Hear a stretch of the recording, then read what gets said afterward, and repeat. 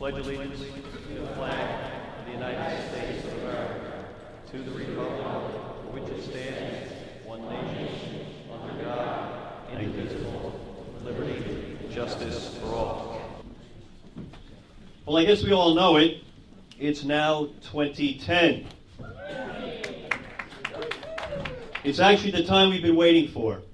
I know I've said this before, and those of you who have been members for a while know that this is the case, but I'll repeat it for those of you who are here for the first time. This organization started about 14 months ago. It was a 2010 organization from the start. We did get involved in local elections recently because we could, and because we were set up, and because we had such a grand following in such a short period of time. But the initial purpose of this organization was to be ready for the 2010 elections. We knew more than 14 months ago, before the results at the end of 2008, that we were in for it. We knew what was coming. We knew that there was going to be a landslide victory for the liberal agenda. Whether it was a backlash against Bush or whatever the reasons were, we knew it was coming.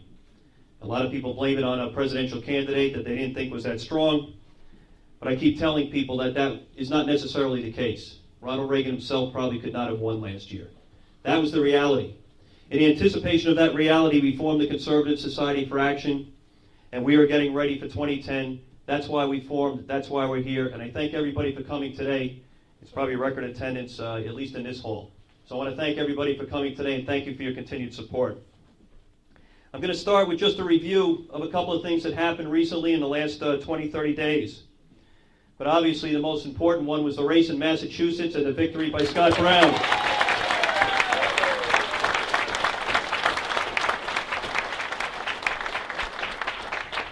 It was a tremendous victory for a number of reasons. First of all, how improbable, how impossible. Nobody thought that that could possibly happen where it did, especially with that seat and the history of that seat. But it did. But we have to all think why that happened and how that happened.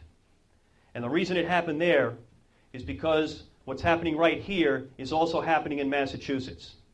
A lot of people in this room I know helped out in that campaign. People made phone calls. They sent money.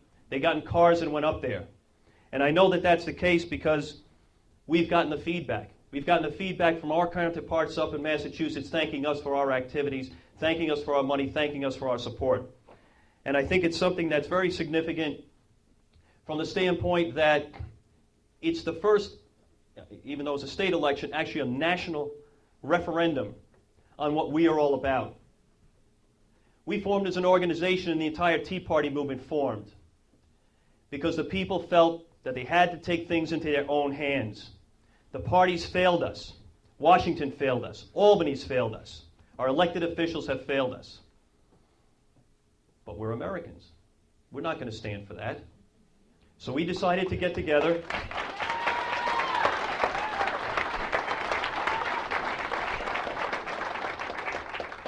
So anybody who tells you that that victory up in Massachusetts was a grand Republican victory, you know otherwise. In fact, we have become the third leg in the political process. We'll have some Democrats, we have Republicans, but we also have now we the people. And I'm very proud of the fact that we have taken things into our own hands. Just want to share with you a couple of things that have inspired, I suppose, at least me, keeps me going. Again, I have to put the glasses on, sorry about that. We got an email from Massachusetts, from a Tea Party patriot up there. I would personally like to thank all of you for helping us get Brown in. We in Massachusetts could not have done it without the help of every state in the union. Let me guess, they heard us. They heard us all.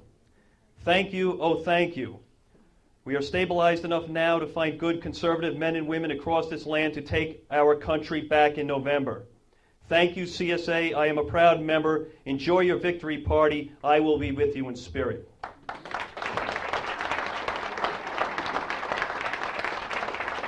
And we actually did have a victory party last Saturday. For those of you who could make it, we put it out at the last minute, but it was a good time.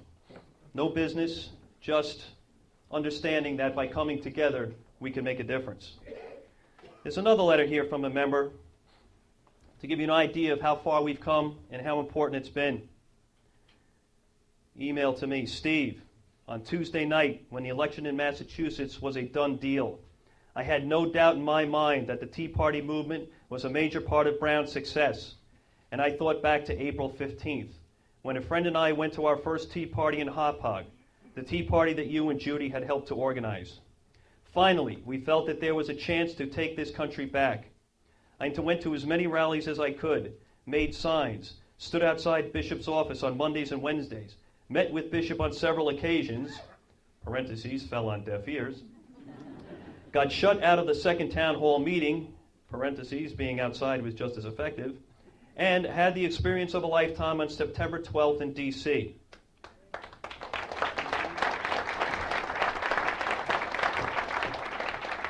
When I looked out across the sea of humanity, the amount of people peacefully gathered there, it was actually frightening. I knew at that moment that I was a part of history, and no matter how they tried, and they tried, there would come a time when they would no longer be able to ignore the will of the people. That time arrived on Tuesday night. I want to thank you for allowing me to both be a witness to and a very small part of history. Even a tidal wave begins with a tiny ripple, and those small voices gathering together since last April 15th have created a tsunami that has just begun to hit the shores of Washington, D.C. Respectfully, Melanie Plunkett Conley, one of our members. So for anybody who doubted the effectiveness of what we're doing, there should be no more doubts. There should be no more doubts. We've been effective locally, we've gotten people elected locally, we've gotten involved in small elections, larger elections, etc. And it has worked. So going forward, we want to take that same energy. By the way, there are some people out there writing. Now we'll have to think of who they are, but they're trying to say that with the victory in Massachusetts that maybe we'll go home. Maybe we got our victory. Maybe Never happened. Are we finished yet? Just getting started. That's right. We're just getting started. And for anybody out there who thinks that we're fair weather fans or anything like that, just the people in this room, I know that that's not the case. So anybody who's going to be watching this on YouTube at some future date and you think you doubt our resolve, you obviously weren't here tonight.